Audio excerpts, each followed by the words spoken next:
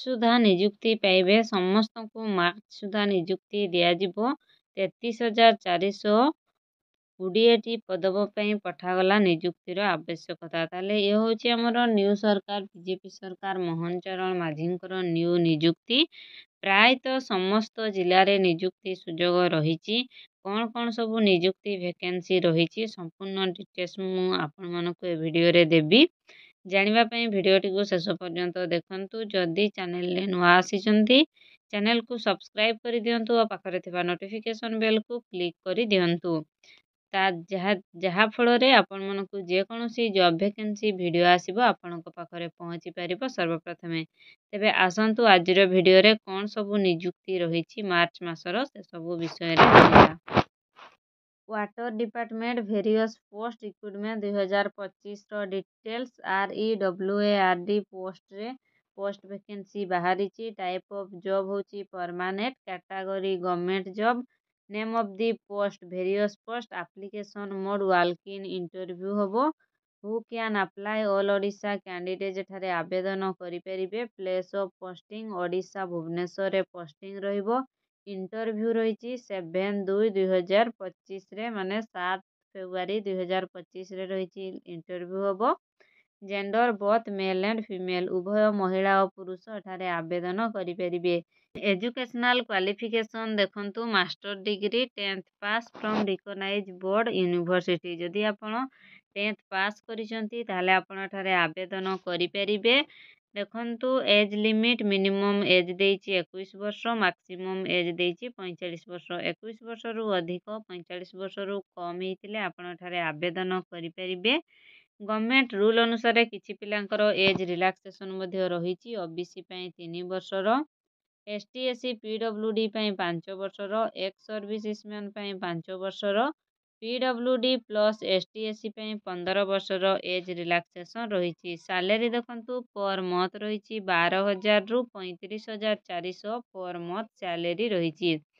Salary package ବହୁତ ଭଲ ରହିଛି। ଆପଣମାନେ ଚାହିଁଲେ ଏଠାରେ ଚାକିରି କରିପାରିବେ। ସିଲେକ୍ସନ୍ ପ୍ରୋସେସ୍ ଦେଖନ୍ତୁ ଇଣ୍ଟରଭ୍ୟୁ ହେବ ଆଉ ଡକୁମେଣ୍ଟ ଭେରିଫିକେସନ୍ ହେବ। ଆପ୍ଲିକେସନ୍ ଫି କୌଣସି କ୍ୟାଣ୍ଡିଡେଟ୍ ପାଇଁ ଏଠାରେ ଆପ୍ଲିକେସନ୍ ଫି ନାହିଁ। ସମସ୍ତେ ଏଠାରେ ଫ୍ରିରେ ବା ମାଗଣାରେ ଆବେଦନ କରିପାରିବେ। କୌଣସି କ୍ୟାଣ୍ଡିଡେଟ୍କୁ ଏଠାରେ ଆବେଦନ ଫି ଦେବାକୁ ପଡ଼ିବ ନାହିଁ। Water department various post recruitment 2025ର ଇମ୍ପୋର୍ଟାଣ୍ଟ ଡକୁମେଣ୍ଟସ୍ ଦେଖନ୍ତୁ। କ୍ୱାଲିଫିକେସନ୍ ସାର୍ଟିଫିକେଟ୍ 10th ହଉ +2 +3 ଦେଇପାରିବେ। ଆପଣଙ୍କର ଯେଉଁ ବି କ୍ୱାଲିଫିକେସନ୍ ଅଛି ଆପଣ କ୍ୱାଲିଫିକେସନ୍ ସାର୍ଟିଫିକେଟ୍ ଦେଇପାରିବେ। Certificate including date of birth ଥିବା ଦରକାର। 2 recent colour passport size photo, caste certificate ଆଉ ଏକ୍ସପିରିଏନ୍ସ ସାର୍ଟିଫିକେଟ୍ ଏତିକି ଡକୁମେଣ୍ଟସ୍ ହେଲେ ଆପଣ ଏଠାରେ ଆବେଦନ କରିପାରିବେ। ୱାଟର ଡିପାର୍ଟମେଣ୍ଟ ପୋଷ୍ଟ ରିକ୍ରୁଟମେଣ୍ଟ 2025ର ଇମ୍ପୋର୍ଟାଣ୍ଟ ଡେଟ୍ ଦେଖନ୍ତୁ। ଇଣ୍ଟରଭ୍ୟୁ ଡେଟ୍ 7/2/2025 ଫେବୃଆରୀ 7 ତାରିଖ ଅଛି ଆପଣମାନଙ୍କର ଇଣ୍ଟରଭ୍ୟୁ। ପୁରା ସମ୍ପୂର୍ଣ୍ଣ ଡିଟେଲ୍ସ ଦେଇଛି। ଆପଣମାନେ ଚାହିଁଲେ ଆବେଦନ କରିପାରିବେ।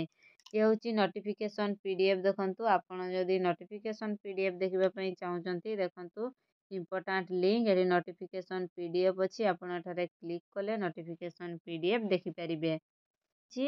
ମାନେ ଇଏ ହେଉଛି ନୋଟିଫିକେସନ୍ PDF ମାନେ REWARD rejuvenating watershed and agriculture resilience through involvement ଡିପାର୍ଟମେଣ୍ଟରେ LRI ଆଉଟ୍ କଲେଜ ଅଫ୍ ଏଗ୍ରିକଲଚରରେ ପୋଷ୍ଟ ଭେକେନ୍ସି ବାହାରିଛି। ନୋଟିଫିକେସନ୍ PDF ଦେଖନ୍ତୁ ସମ୍ପୂର୍ଣ୍ଣ ଡିଟେଲ୍ସ ଦେଇଛି। ଆପଣମାନେ କେଉଁଥିରେ ଆବେଦନ କରିପାରିବେ, କେତୋଟି ଲେଖା ପୋଷ୍ଟ ବାହାରିଛି ସମ୍ପୂର୍ଣ୍ଣ ଡିଟେଲ୍ସ ଦେଇଛି। ଆପଣ ନୋଟିଫିକେସନ୍ PDFକୁ ସମ୍ପୂର୍ଣ୍ଣ ଭାବରେ ପଢ଼ିବେ ଦେନ୍ ଆପଣ ଆବେଦନ କରିପାରିବେ। ଇଏ ହେଉଛି ଆପ୍ଲିକେସନ୍ ମାନେ ଫି ମାନେ ଫର୍ମାଟ୍। ଏଠି ଆପଣ ତାକୁ ଫିଲ୍ଅପ୍ କରିବେ ଦେନ୍ ଆପଣ ଆବେଦନ କରିପାରିବେ। ଆଶା କରୁଛି ଆଜିର ଭିଡ଼ିଓଟି ଆପଣମାନଙ୍କୁ ଭଲ ଲାଗିଥିବ।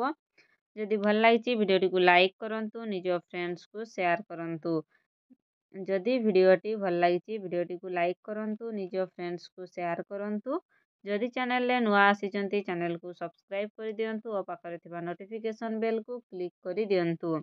ଯାହାଫଳରେ ଏହି ଚ୍ୟାନେଲରେ ଯେକୌଣସି ବି ଜବ୍ ଭେକେନ୍ସି ଭିଡ଼ିଓ ଆସିବ ଆପଣ ଜାଣିପାରିବେ ସର୍ବପ୍ରଥମେ।